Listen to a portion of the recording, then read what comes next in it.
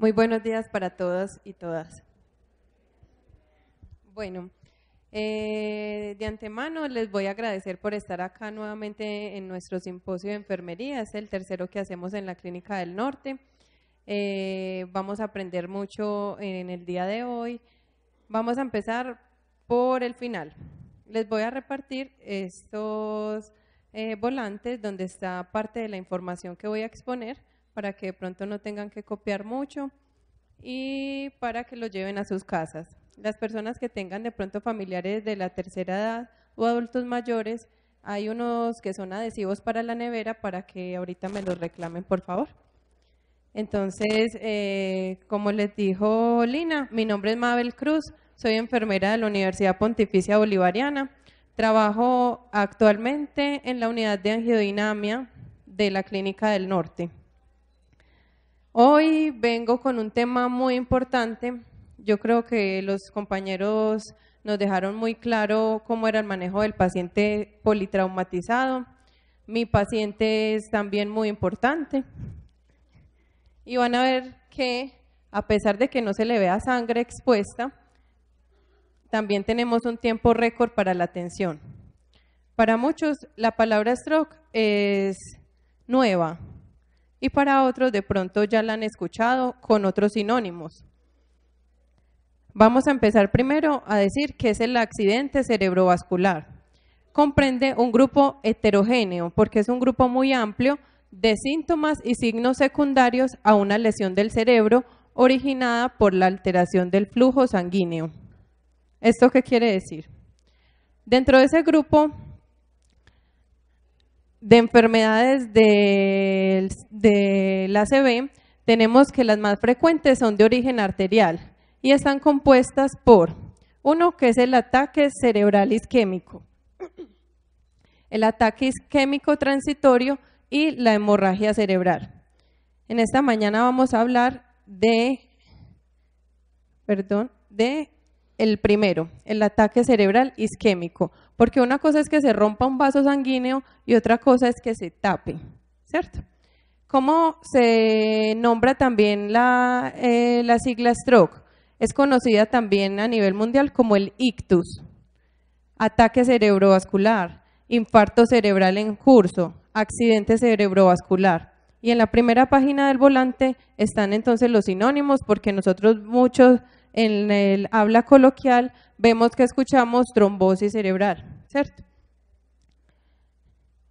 Básicamente la isquemia cerebral se lleva el 80% de las enfermedades de cerebrovasculares. Los ataques cerebrovasculares ocurren entonces. Tenemos un vaso sanguíneo.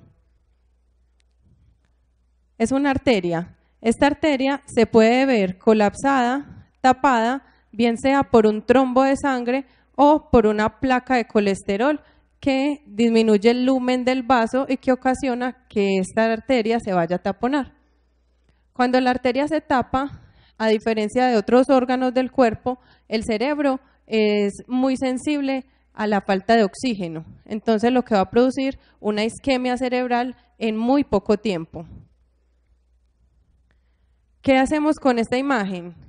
Tenemos entonces el cerebro y un reloj con unas letricas que básicamente resumimos en que el tiempo es cerebro.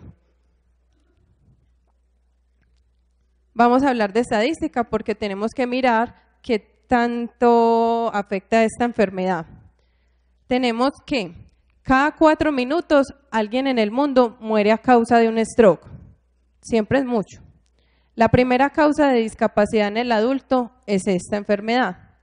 1 de cada 6 personas en el mundo ha sufrido un stroke. Un sobreviviente de stroke tiene más probabilidad que en 5 años pueda sufrir un evento nuevo. Solo 1 de cada 4 personas que sufren un ataque cerebral llega a tiempo al hospital. Y aquí es donde vamos a quebrantar todos. Nosotros ahora estamos atendiendo una población que está muy lejana y vamos a ver que el tiempo de ventana está alrededor de las 4.5 a 6 horas. Cuando el paciente llega, pues a veces es demasiado tarde y se aumenta la probabilidad de que queden con discapacidad. Tenemos que la ACV es la segunda causa de muerte después de la enfermedad isquémica del corazón. Vamos a entender entonces la gravedad del asunto cuando vemos por minuto que se destruyen 9 millones de neuronas por minuto, ¿cierto? Ahora en 4 horas, 6 horas y hasta 24 horas, pues imagínense. 4 millones de sinapsis y se destruyen 2 kilómetros de fibras mielinizadas. ¿Es grave o no? Sí, es muy grave, pero entonces vemos que el paciente llega a urgencias con ciertos síntomas que vamos a ver, pero como no tiene una cortadita en la cara, no le está saliendo sangre, nadie se alarmó, nadie se dio cuenta. Cuando entendemos la gravedad del asunto, entonces vamos a decir, llegó un stroke, ¿qué hacemos? Enfermería cumple un papel primordial en todos los ámbitos hospitalarios, pero en la atención en urgencias mucho más. ¿Qué vamos a hacer? Como decía el doctor Peña y mis otros compañeros, el trabajo en equipo en enfermería es fundamental.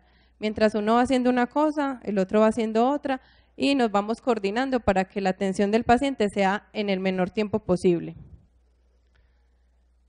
Hay labores de rutina en enfermería que ya las hemos visto, entonces siempre pues hay que ubicarlos en una camilla y brindarles seguridad, hay que monitorizar al paciente, administración segura de medicamentos, el oxígeno suplementario, el oxígeno es un medicamento, entonces por tanto solo se administra a pacientes que tengan la oxigenación por debajo del 90%. En el caso del stroke, para garantizar una saturación de oxígeno mayor del 94%. Cumplir con las tareas de seguridad, información al paciente y sus familiares y un trato humanizado siempre. No quiere decir que porque el paciente esté intubado o porque esté con estos síntomas del stroke no me entienda, entonces lo voy a tratar diferente, sino que siempre vamos en pro de ese trato humanizado, que no se nos olvide la labor de enfermería. Vamos entonces a ver qué es el BIFAS. En el volante también está con el relojito. Todo lo vamos a ver en este momento y nos lo vamos a aprender y lo vamos a replicar en nuestras casas porque no solamente somos personal de salud intrahospitalario, sino que también tenemos familiares quienes pueden producir, a quienes se les puede dar un stroke. El BIFAS es una sigla en inglés que significa actúa rápido. En pro de eso, entonces tenemos que primero, ¿qué vamos a hacer en enfermería? Si no conocemos la enfermedad ni cómo se comporta, no podemos atender al paciente. Tenemos entonces que la B significa pérdida del equilibrio. Está en inglés, entonces lo van leyendo que es balance loss. Pérdida del equilibrio o coordinación. La E, visión borrosa. Problemas repentinos de visión en uno o en ambos ojos. F, cara. La sonrisa dispareja, un lado de la cara más caído. Brazo, entumecimiento o debilidad de un brazo. Habla, dificultad para hablar o comprender. Y time, de tiempo. Vemos entonces que son unas siglas que nos van a ayudar a identificar el paciente. Llegó el paciente, lo voy a observar. Tiene el ojo, la mitad de la carita más caída, entonces el ojo caído, la sonrisa desviada, al hablar sufre disartria, que la conocemos como disartria, la dificultad para hablar, debilidad en una parte del cuerpo, generalmente la misma de la desviación de la cara, y acuérdense que en el cerebro las cosas son al revés. Entonces, si la afectación está al lado derecho, en el cerebro posiblemente el taponamiento está al lado izquierdo. ¿Cuánto tiempo es la ventana terapéutica? Es decir, ¿cuánto tiempo tengo yo para sacarle ese trombo, para tratar de diluir el trombo, para que el paciente pueda recuperar casi en un 80% todas sus funciones? 4.5 a 6 horas, ¿cierto? No quiere decir que los que lleguen después de 6 horas, ay no, acabo de cumplir las 6 horas, ya no le hacemos nada.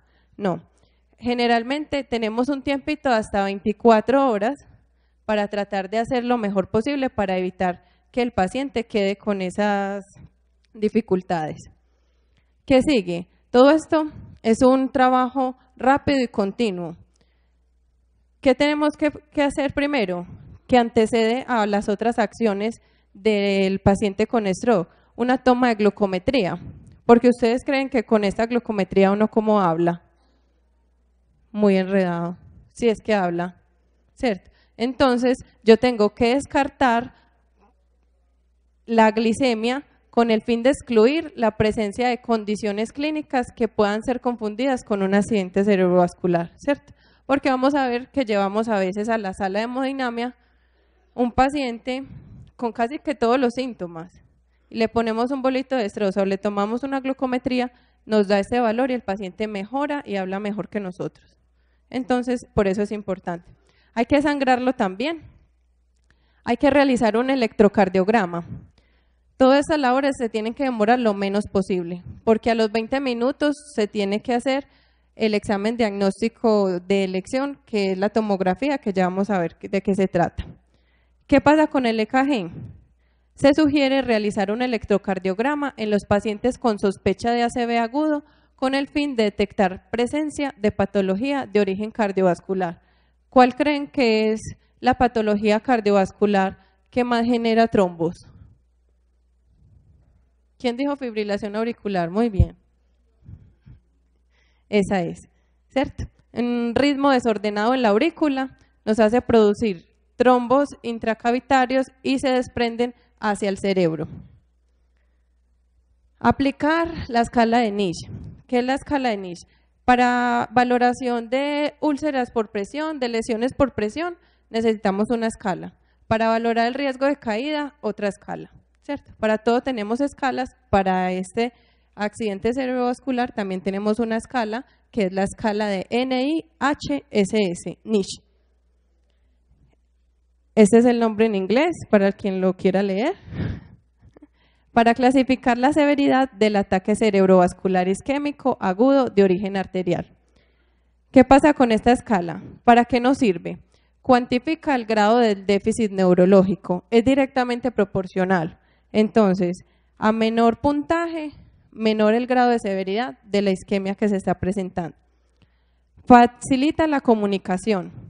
Ayuda a identificar a los pacientes candidatos a fibrinolisis o a trombectomía mecánica, que ya les voy a decir de qué se trata porque es la solución a este problema. Permite la medición objetiva del estado clínico cambiante e identifica a aquellos con mayor riesgo de complicaciones como hemorragia intracerebral. Esta tabla generalmente la hacen los médicos, esta valoración. Sin embargo, la tabla no es algo muy complicado. Cualquiera de nosotros, y lo ideal en el futuro es que todas las sepamos aplicar. Simplemente es un puntaje. Valora el nivel de conciencia en 3 escalas, la mirada, el motor, la parte motora en ambas extremidades, ataxia, sensibilidad, los campos visuales, la apariencia facial, y al final nos da una puntuación total. ¿Qué vamos a hacer con esto? No lo vamos a aprender porque ahorita vamos a ver un caso clínico y ustedes me van a decir qué hacemos. ¿Qué más vamos a aplicar? La escala de Bartel, ¿la conocen? Esta escala nos ayuda a medir el grado de dependencia de una persona. De 10 actividades, ¿cuántas es capaz de hacer el paciente para valerse por sí mismo? Bañarse, comer, ¿cierto? Porque entonces nos van a comentar un paciente que tiene un stroke, pero lleva entonces 1 año postrado en la cama, no se levanta, no come solo, no se baña, ¿cierto? De ahí la importancia. Estos son los puntajes en resumen: independiente con el 100%, menor o igual a 60 es una dependencia leve, moderada, grave, y menor de 20 una dependencia total. Ese era el examen que yo les decía que es el examen de elección para diagnosticar el tipo de evento y su localización. Es un TAC simple, no tiene que ser contrastado, un TAC simple. ¿Qué es lo importante de acá? ¿Cómo se va a tratar? ¿Qué vamos a hacer con un accidente cerebrovascular de tipo isquémico? Tenemos 3 opciones. Una, la trombolisis endovenosa. 2, la trombectomía mecánica intraarterial. 3, la trombolisis química vía intraarterial. Y eso suena como todo raro. Vamos a ver entonces una por una. La trombolisis endovenosa. Escuchen, se recomienda el uso del activador de plasminógeno tisular recombinante, y eso que es tan raro. Básicamente, ¿qué es? Una proteína implicada en la dilución de coágulos de sangre y que se encuentra en las células endoteliales que viven dentro del vaso sanguíneo, ¿cierto? Entonces, un fibrinolítico. ¿Cuándo se recomienda utilizar un fibrinolítico? Tenemos Tenecteplas, tenemos RTPA, Actilis, puede ser nombrado de varias maneras. En este caso voy a colocar como ejemplo el Actilis. ¿Cuándo vamos a utilizar Actilis? Para pacientes seleccionados de acuerdo a criterios, que dentro de estas 4.5 horas de haber sido vistos bien, o sea, en ventana. Para pacientes con ACV leve, ¿se acuerdan de la tablita? NIHS NICH menor de 7 puntos. O sea que 7 puntos es mucho o poquito. Poquito porque es directamente proporcional, ¿cierto? Entonces se considera un infarto pequeño. Con angiopatía que no demuestre lesión de grandes vasos. Y en las siguientes 6 horas, siendo administrado directamente con un catéter en el lugar de la oclusión, vía arterial.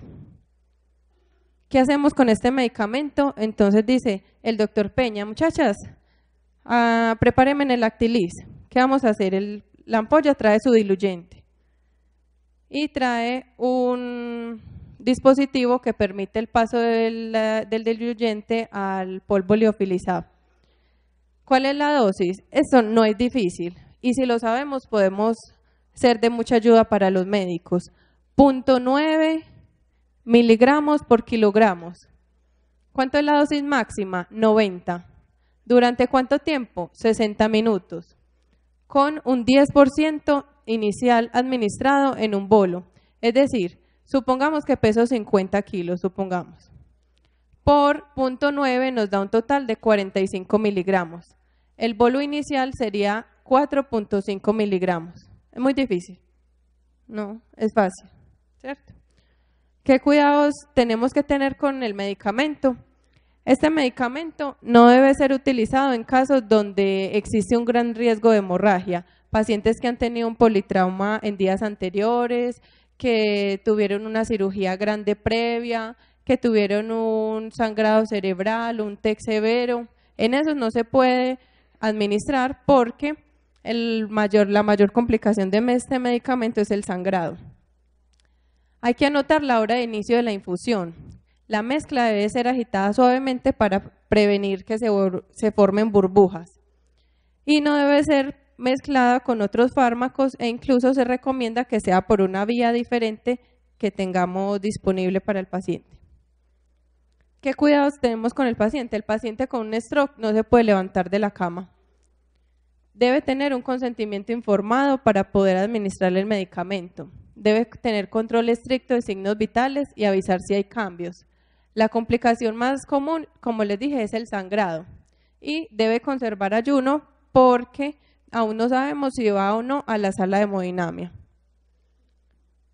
La otra solución, ¿cuál es? La trombectomía mecánica. Y como la imagen lo indica, básicamente es alar el trombo con un catéter. ¿Cómo entramos? Entramos por vía arterial, femoral derecha generalmente, y subimos vía endovascular hasta canular las carótidas, hasta llegar al lugar de la lesión donde se encuentra el trombo. ¿Quiénes son candidatos a esta trombectomía mecánica? Los pacientes con el SB menor a 6 horas y con un NIHS, un NICH, mayor de 6 puntos. También el paciente que entre las 6 y las 24 horas, acuérdense que no íbamos a votar el de las 24 horas, con un NICH mayor de 6, con una resonancia que muestre penumbra isquémica. No sé si acá alcanzan a ver que hay como una partecita más negrita. Esa es la penumbra. Son candidatos a tratamiento endovascular, pacientes que tengan buena clase funcional, ¿se acuerdan de la tablita de Bartel? Paciente con contraindicaciones para trombolisis, los que han sido tratados previamente con ese medicamento y que no se logró la recanalización del vaso, y paciente con oclusión de grandes vasos como la arteria carótida interna, la arteria cerebral media y la basilar. Vamos a compartir un caso de la 1:30 de la mañana de anoche. No sé si se ve. Esta es una visión angiográfica. Les voy a contar el caso. La paciente estaba hospitalizada en otra institución. La paciente estaba hospitalizada por una insuficiencia cardíaca congestiva, con una FEBI, una fracción de eyección del 48%, con una fibrilación auricular. Se levantó al baño, 74 años, funcional, 100% en la escala de Bartel, ¿cierto? Entonces estamos hablando de una señora bien. Se levantó al baño y en el baño se cayó súbitamente. Cuando la recogieron y la evaluaron, tenía disartria, desviación de la comisura labial, caída del ojo, dificultad para la movilización del miembro superior derecho y la pierna derecha. Entonces, ¿ustedes qué creen que tenía? Un stroke, ¿cierto? ¿Cuál sería la causa? Entonces, era un caso súper claro. Resulta que la señora se le deterioró el Glasgow y pasó de ser 15-15 pasó a un 12, Glasgow de 12, hubo necesidad de intubación orotraqueal y fue remitida a la Clínica del Norte. Llegó a la 1:30 de la mañana y se cayó a las 9:30. ¿Cuánto tiempo hay? Estamos rayando el tiempo, ¿cierto? Activamos todo el sistema que tenemos de disponibilidad. Todo el equipo llega a la institución, el paciente se beneficia de trombolisis endovenosa. Entonces, mientras el equipo yo lo activaba, porque era otra hora durante el desplazamiento, el paciente recibió trombolisis intravenosa a la dosis que les conté. Luego fue llevado a la sala de hemodinamia. Entramos por donde les conté ahorita. Esta es una visión angiográfica, no sé si la alcanzan a ver. El medio de contraste llega y pinta las arterias de negrito, así como lo ven acá. Esta es la arteria cerebral media y miren que de aquí hacia allá no hay nada, ¿cierto? No hay flujo. Este es un gran vaso. ¿Qué porcentaje del cerebro se vería isquémico y cuántas lesiones? Si con una arteria pequeñita tenemos un montón de complicaciones, ahora con una arteria grande, mucho más. Entramos con el catéter. Bueno, entra el doctor. Le quité el trabajo. Entramos con el catéter hasta el lugar donde se encuentra el trombo. No sé si pueda reproducir ahí que el video. Abajo tiene como una cosita. No. Por ahí. Bueno, este se movía. Acá vemos que no sale, bueno. Qué vaina. El caso es que en esta imagen se vería cómo entra el catéter hasta acá, que estaba el trombo. El catéter se trae el trombo y este también se movía. Y vemos cómo reperfunde todo el cerebro completamente. Estos fueron los trombos que se le extrajeron a la arteria, ¿cierto? Son bastante grandes, sobre todo considerando pues que las arterias cerebrales son muy pequeñas. Esta traje una imagen por si me pasaba eso. Acá, amputación, oclusión proximal de la arteria cerebral media derecha, ¿cierto? Acá se extrae el trombo. Miren que el medio de contraste pinta ya todo el cerebro derecho, ¿cierto? Trombo agudo y los trombitos externos, con un solo catéter. Entonces, ¿vale la pena o no darle la importancia, cierto? Este era un paciente que iba a quedar dependiente, ya su escala de Bartel no iba a ser 100%, y que gracias a este neurointervencionismo pudimos pues darle una mejor condición de vida al paciente. ¿Qué precauciones tenemos que tener con el paciente? Aparte del reposo absoluto, las barandas, el monitoreo, la bata quirúrgica, muy importante el acceso venoso, el rasurado inguinal, el retiro de prótesis dental, el acompañante y el traslado con un médico. En la Clínica del Norte tenemos un algoritmo, si lo quieren consultar. Acá resume cómo es la atención del paciente con un ACV isquémico. Tenemos desde la entrada del paciente, cuando están con los síntomas, la clasificación de acuerdo al NISH, la notificación, qué hacer si es una arteria pequeña, si es una arteria grande y si va a terapia endovascular, si la quieren consultar. ¿Qué esperamos entonces? Que después de haberle dado la importancia al ACV isquémico, se espera que la organización óptima de toda esta atención interdisciplinaria de nosotros mejore que el resultado después de este. Tenemos 3 pilares entonces en que trabajar en el stroke. Uno, que es la prevención. ¿Cómo se previene? Así como hacemos con el corazón. Hábitos de vida saludable, deporte, control de la tensión arterial, control del colesterol, tratamiento oportuno. Dentro del tratamiento oportuno está detectar los síntomas a tiempo para poder llegar a tiempo, ojalá, a una entidad que cuente con todos estos dispositivos. Y después, lastimosamente, cuando ya sea demasiado tarde, procurar una neurorehabilitación lo más rápido posible. Recuerden entonces que así como celebramos el Día de la Mujer, el Día del Cáncer de Mama, también tenemos un Día Mundial del Stroke, es el 29 de octubre. Y muchas gracias, recuerden que el tiempo es cerebro.